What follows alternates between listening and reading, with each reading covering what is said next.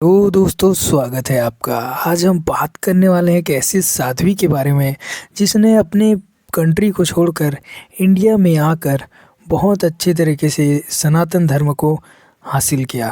तो चलिए इनके बारे में इंटरेस्टिंग फैक्ट जानते हैं कि उसकी जर्नी कैसी रही और वो कैसे इस प्लेटफॉर्म में आकर रुकी। तो चलिए स्टार्ट करते हैं आज का हमारा वीडियो। चैनल पे नए हो तो सब्सक्राइब कीजिए हमारा चैनल ताकि ऐसे बायोग्राफी आपको देखने को मिल सके। तो चलिए स्टार्ट करते हैं। केसरिया साड़ी, माथे पर तिलक और हाथ में रुद्राक्ष की माला। जब भी किसी एक साध्वी या साधु की बात आती है तो यही छवि हम सभी के मस्तिष्क में बनती है। लेकिन क्या महज कपड़े इस बात को तय करते हैं कि कोई साधु कौन सी साधु है या साध्वी है? नहीं, साधु या साध्वी की परिभाषा इससे बहुत अलग है। जीवन को उस आयाम में देखना जहाँ सब कुछ माया है, यह हम सभी करते हैं। लेकिन जीवन के अध्यात्म के आयाम से देखना जहाँ एक ऐसा संसार है जो हमारी दुनिया से बहुत अलग है, और यही हमें साधु की श्रेणी में लाता है। जो मनुष्य इस जीवन को चुनता है वह साधु कहलाता है। और आज के इस वीडियो में हम जानेंगे कि साधु कैसे होते हैं और एक ऐसे शख्स के बारे में जानेंगे जिनके बारे में आप नहीं जानते। साल था 2018 और मैंने न्यूज़ इंडस्ट्री छोड़कर कुछ नए करने का फैसला किया था। इसी साल मैं देश के सबसे बड़े आध्यात्मिक प्लेटफॉर्म स्पीकिंग ट्री से जुड़ी। सबसे पहले तक अध्यात्म की एक अलग परिभाषा मेरे जहन में थी, लेकिन जहां आने के बाद मैं पहली बार असली अध्यात्म से रूबरू हुई। खैर, अध्यात्म क्या है इस पर आज बात नहीं करेंगे। इस पर मेरे कई आर्टिकल्स अपने पढ़े होंगे। आज वह कोई और नहीं बल्कि ऋषिकेश के मशहूर आध्यात्मिक आश्रम परिवार निकेतन से जुड़ी साध्वी भागवती सरस्वती थी। साध्वी को देखकर और सुनकर कोई नहीं कह सकता कि वो किसी दूसरे देश की है। भारत से लगभग 13,000 किलोमीटर दूर कैलिफोर्निया में पली बड़ी साध्वी भगवती की नियति उन्हें हॉलीवुड से हॉलीवुड तक ले आई। आज के इस लेख में हम इस वीडियो में साध्वी की बात को जानेंगे और साध्वी की बात होगी कि कैसे उनकी ज़िंदगी उन्हें एक आश्रम और आम लड़की से साध्वी के मार्ग पर ले गई। 1996 में साध्वी भगवती ने स्टैनफोर्ड यूनिवर्सिटी से ग्रेजुएशन किया और इसी साइकोलॉजी में पीएचडी की। इसके बाद वो पहली बार भारत आई। वो आध्यात्मिक नहीं थी और ना ही आध्यात्मिक थी, लेकिन फिर भी उनके अंदर एक आवाज़ लगातार गूंज रही थी जो उन्हें नए रास्ते पर जाने की लिए प्रेरणा दे रही थी।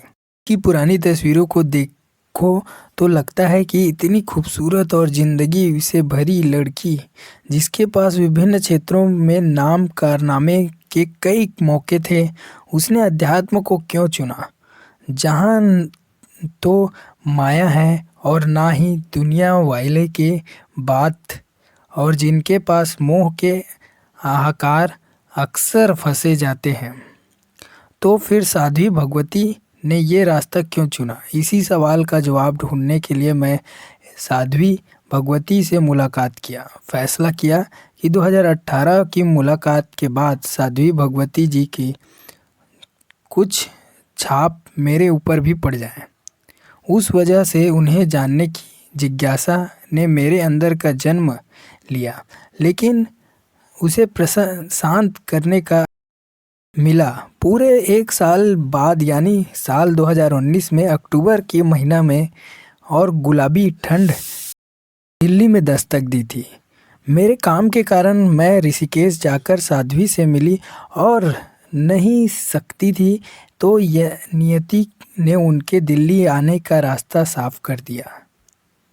साध्वी भगवती फिल्म सिटी स्थिति हमारे ऑफिस पहुंची। उनके साथ उनके सहयोगी साध्वी करुणा थी जो कि ब्राज़ील से है। साध्वी भागवती को देखकर मेरे मन में इतने सवाल उठ रहे आए जिसे देखने के लिए कई पेज और कई दिन लगे और कम पढ़ सकते थे। खैर, मैंने अपने मन को शांत किया और उनसे पहला सवाल पूछा जिसे जानने का ज़रूरत सबको है। मेरे मुंह से जो पहली बात निकली थी वह साध्वी कि क्या आपको हिंदी अच्छे से आती है? अब भी जब इस सवाल को मैं याद करता हूँ तो बहुत ही शर्म और दोनों आ जाती है, क्योंकि ये एक वाकई बड़ा अजीब सवाल था। खैर, साध्वी मुस्कुराई और बोली, जी हाँ, मैं हिंदी बोल सकती हूँ और समझ भी सकती हूँ। उनकी भाषा शैली और हिंदी के शब्द इतने गहरे और चुनिंदा थे कि वो कोई नहीं कह सकता था कि हिंदी उनकी मातृभाषा नहीं है। इसके बाद सवालों का सिलसिला शुरू हुआ।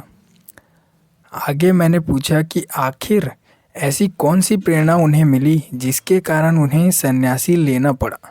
और साध्वी थोड़ी देर रुकी, उनकी आंखें बंद थी और चेहरा मुस्कुराया और मुस्कान मानो कुछ अच्छे लम्हे याद हो रहे हों और खुशी से भर गए हों। कुछ पल बाद में उन्होंने आँखों को खोला और जो पहली शब्द उनके मुंह से निकली वो था, माँ गंगा जी, माँ गंगा। साध्वी भक्ति की जिंदगी ने एक नया मोड़ ले लिया जब वह सिर्फ 25 साल की थी और घूमने के लिए भारत आई थी। लेकिन भारत ही क्यों, घूमने के लिए विश्व भर में कई देश हैं जहां वो जा सकती थी। तो क्या नियति उन्हें भारत ले आई? शायद हाँ, क्योंकि साध्वी भगवती बचपन से ही शुद्ध शाकाहारी थी। वो घूमने जाने से पहले हर देश के बारे में रिसर्च करती थी कि कहाँ शाकाहारी भोजन उपलब्ध है जहाँ मैं जा सकती हूँ। चूँकि भारत ऋषिकेशियों और ऋषियों और योगियों का देश रहा है, इसलिए यहाँ सात्विक भोजन की कहीं कोई कमी नहीं है। बस फिर क्या, साध्वी अपना बैग पैक किया और निकल पड़ी ऐसे देश की यात्रा में जिसके बारे में वो सिर्फ इतना जानती थी कि यहाँ शाकाहारी भोजन मिलता है। सितंबर 1996 को जब साध्वी जी भारत आई तो सबसे पहले उन्होंने एक किताब लोनली प्लैनेट देखी। यह किताब सभी देशों की एक गाइड बुक है और इस्तेमाल की जाती है। साध्वी की जी ने जैसे ही इस किताब खोली तो सबसे पहले पन्ना जो उन्हें लिखा वो था ऋषिकेश। पहली नज़र में सभी साध्वी को ऋषिकेश पसंद आ गया और उन्होंने अपने साथ एक ऐसे सभी लोगों को यहाँ आने का न्योता दिया।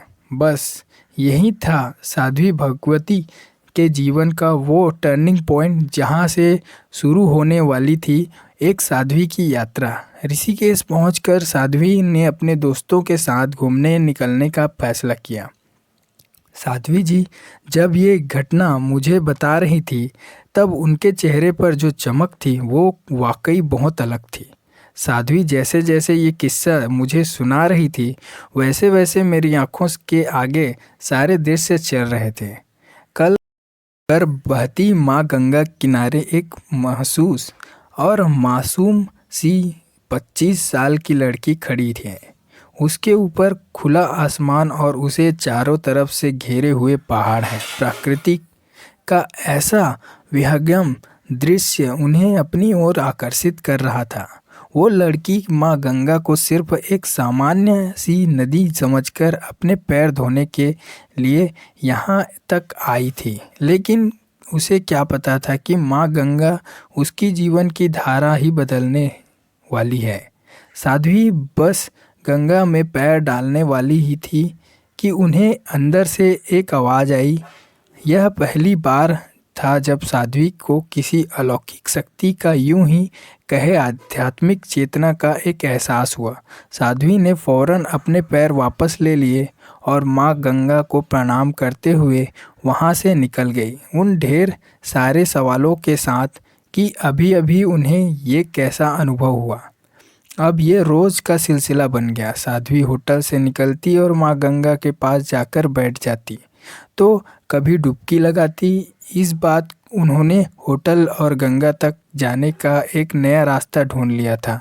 यह रास्ता बहुत ही सुंदर वन और एक आश्रम से होकर जाता था। उस वक्त खुद साध्वी को भी नहीं पता था कि यही आश्रम उनकी नियति बदले। एक यानी चमत्कार जो ना तो दिखाई देता है और ना सुनाई देता है, और तो आप इसका एहसास भी किसी दूसरे को नहीं करा सकते। चमत्कार को सिर्फ वही समझ सकता है जिसके साथ यह हुआ हो। शायद आप भी अपने जीवन में कभी न कभी किसी चमत्कार के साक्षी होंगे। अगर हाँ, तो मैं साध्वी के साथ हुई जिस घटना का मैं वर्णन करने जा रहा हूँ उसे आप भी देख सकते हैं, समझ सकते हैं, इसको अपने जीवन में उतार सकते हैं। तो हर रोज़ की तरह साध्वी होटल माँ गंगा की तरफ जा रही थी। आश्रम के करीब आकर उन्हें पीछे से एक आवाज़ आई। साध्वी ने पीछे पलटकर देखा तो कोई नहीं था, और फिर वो आगे की तरफ बढ़ गई, लेकिन ये आवाज़ नहीं रुकी। 30 सेकंड बाद फिर एक आवाज़ आई और साध्वी ने पीछे पलटकर देखा। उन्हें पहले तो हैरानी हुई कि, लेकिन कुछ सेकंड बाद उन्हें समझ आ गया कि ये कोई और नहीं उनके मन की आवाज़ थी। ये घटना एक जादुई एहसास था। यही वो दिन था जब उनके मन की आवाज़ उन्हें परामर्श निकेतन आश्रम का तक खींच रही थी। नियति देखते हुए यात्रा पर गए स्वामी चिंतानंद सरस्वती अगले ही दिन ही लौट आए। साध्वी आई तो अपने दोस्तों के साथ, लेकिन ऋषिकेश आकर वो अब अमेरिका वाली लड़की नहीं रह गई। अमेरिका से ऐसा आए उनके बाकी साथियों को वृंदावन जाना था, लेकिन साध्वी का मन तो माँ गंगा ऐसा रम गया था कि उन्हें ऋषिकेश से बाहर नहीं जाना था। साध्वी इस असमंजस में की स्थिति से बाहर निकलने के लिए स्वामी जी के पास गई, और वहाँ उन्हें पहली बार एहसास हुआ कि वो एक महान साध्वी से मिल रही है, जिसमें करुणा है, प्यार है, दूसरों के प्रति सेवा भाव है।